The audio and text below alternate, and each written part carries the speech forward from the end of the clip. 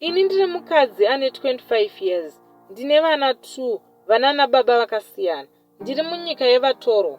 Chekutanga ndinoda kutsvagawo rubatsiro kune vose vanokwanisa kundibatsira panyaya yangu.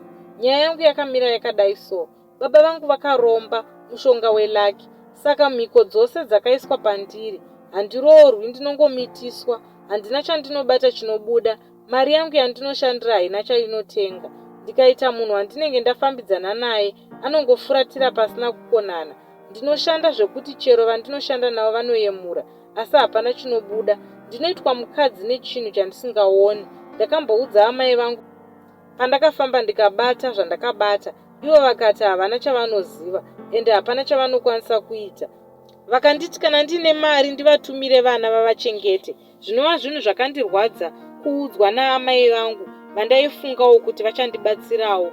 Kana kuinewo vanokwanisa go back to sender ndibatsirewo please.